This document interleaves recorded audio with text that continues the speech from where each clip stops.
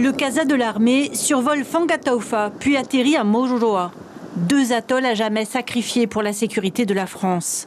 25 ans après le dernier essai nucléaire, la nature qui reprend ses droits n'est qu'illusion. Le plutonium subsiste dans les entrailles de l'île, mais aussi à sa surface. Les 5 aériennes, évidemment, elles ont donné lieu à une dispersion du plutonium, ce qui fait qu'il reste encore sur ce qu'on appelle ici le banc Colette, quelques kilogrammes de plutonium qui sont dispersés et qui ne sont pas récupérables. Aujourd'hui, la situation des atolls Mururoa Fangatofa est complètement stabilisée.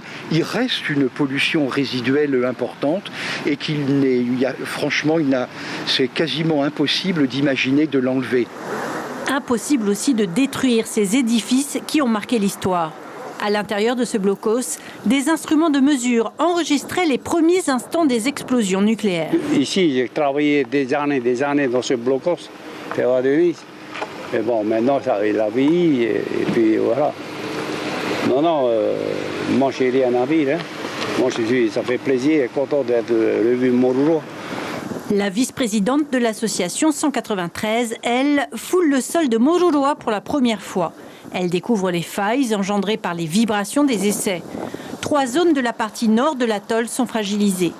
Les capteurs sismiques du système de surveillance Telsit ne suffisent pas à rassurer la militante. On ne peut pas oublier que tout a démarré ici, il y a 55 ans. L'État cherche à nous faire tourner la page.